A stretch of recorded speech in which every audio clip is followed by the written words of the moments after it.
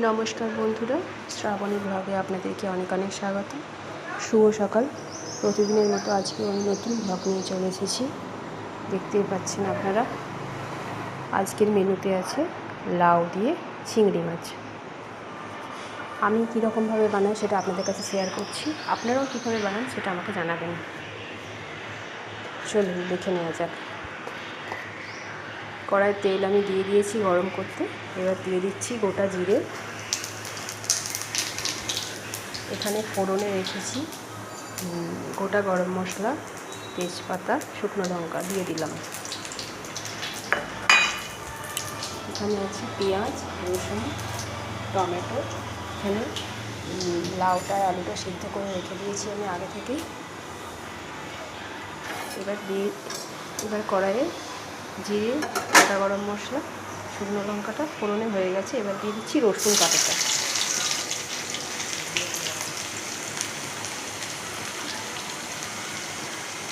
তারপরে দেবো পেঁয়াজটা।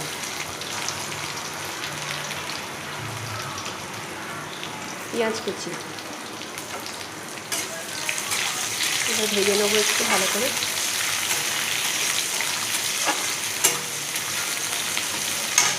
যাতে পেঁয়াজটা একটু নরম হয়ে যায় তার জন্য একটু দিয়ে দেবো একটু লবণ, সামান্য লবণ।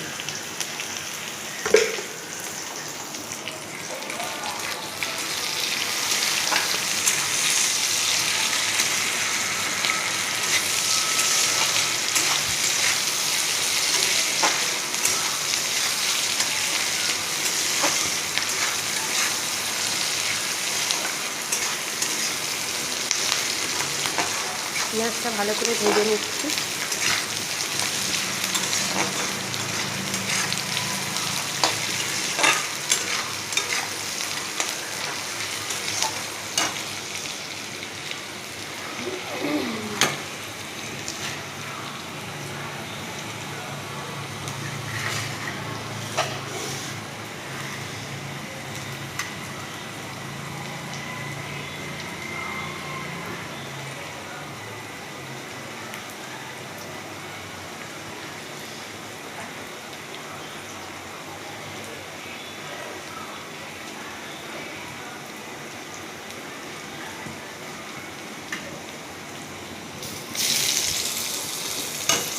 এবারে দিয়ে দিচ্ছি চিংড়ি মাছগুলো।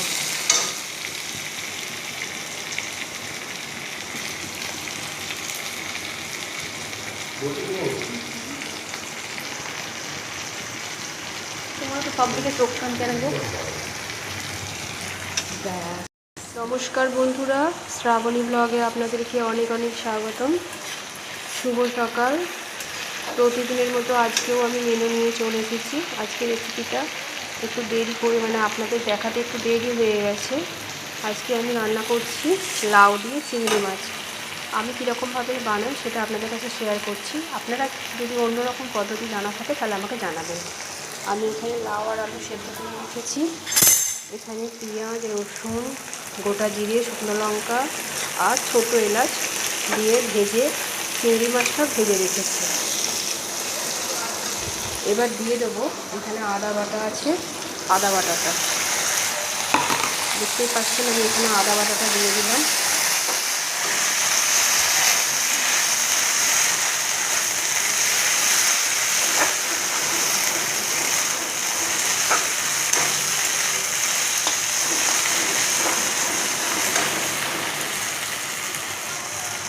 এবার দিয়ে দেবো টমেটো কুচিটা।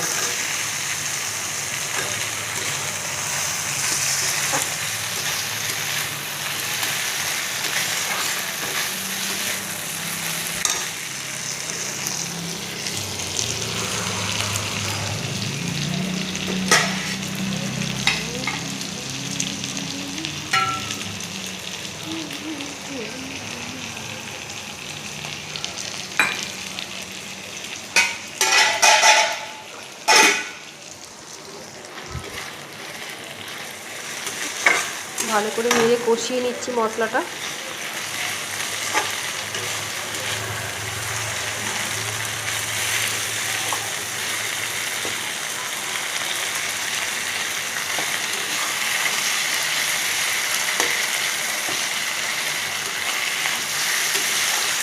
ভালো করে মশলাটা আমি ভেজে নিয়েছি।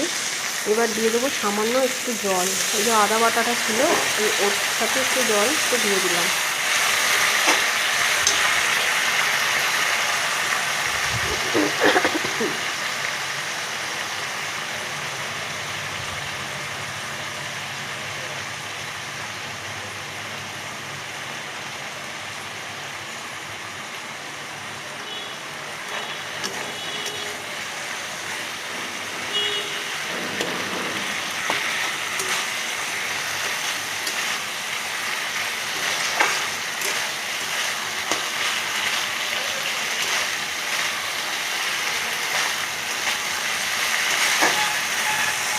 এবার দিয়ে দেব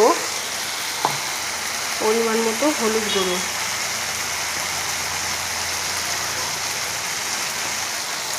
কেননা সিদ্ধ করার সময় হলুদ গুঁড়ো একবার দেওয়া আছে লাউটা আমি নুন আর হলুদ দিয়ে সিদ্ধ করে রেখে দিয়েছিলাম আগে থেকেই।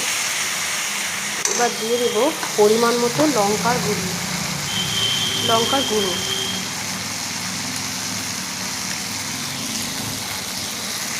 দিয়ে দিলাম। আবার আমি মশলাটা কষাতে থাকলাম। মশলাটা ভালো করে কষিয়ে নিতে হবে বন্ধুরা, না হলে একটা গন্ধ ছাড়ে রসুনের। এবার একটু মিষ্টি দিয়ে দিচ্ছি।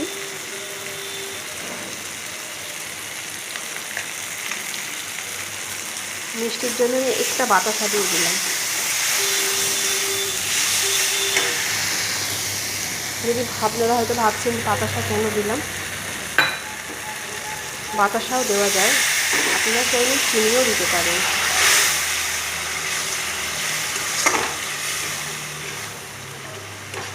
চিনির পরিমাণটা একটু বেশি হয়ে যায় দিলে, ওই জন্য বাতাসাটা একটা দিলাম। দিয়ে আবার আমি নাড়িয়ে নিচ্ছি, ভালো করে কষিয়ে নিচ্ছি মশলাটা।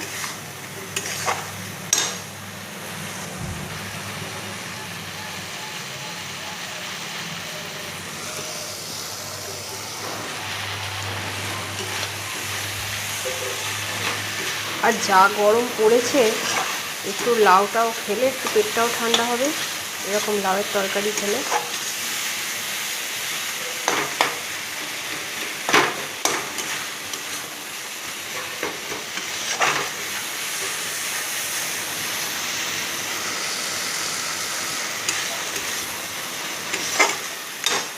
এবার দিয়ে দিচ্ছি লাউটা আর আলুটা সিদ্ধ করা,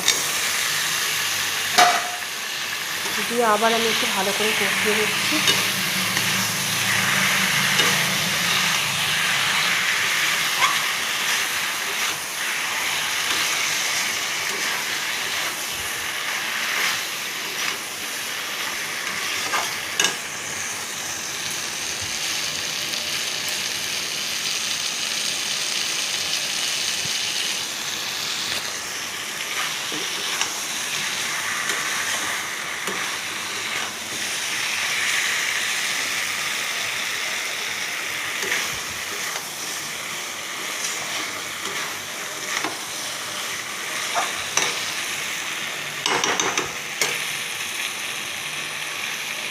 এবার দিয়ে দেবো একটু সামান্য পরিমাণে জল,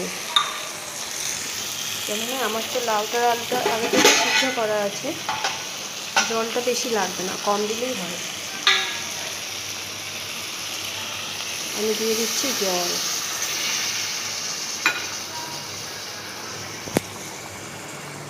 পাঁচ ব্যবহার করেন কেন?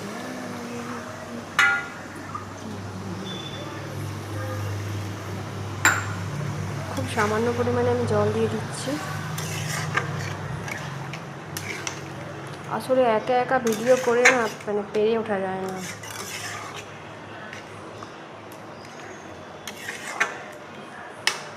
আমার ক্যামেরা ধরে দেওয়ার মতন তো কেউ নেই।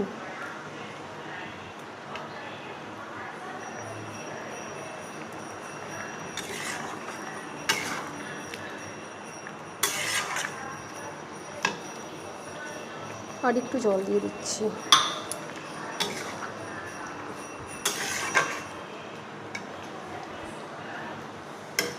একটু সামান্য ফুটে গেলে আপনারা চাইলে এতে একটু ঘি দিতে পারেন, কিন্তু আপনাদের দাদা একদম ঘি খায় না।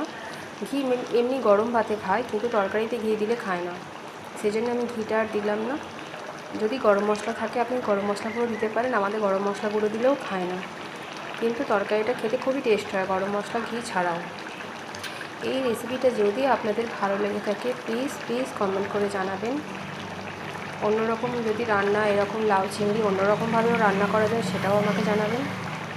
ভালো লাগলে প্লিজ কমেন্ট করবেন, আর সাবস্ক্রাইব করতে ভুলবেন না। সাবস্ক্রাইব করে আমার চ্যানেলটিকে আমার পাশে থাকার জন্য অনুরোধ রইল। আজকের মতো টাটা।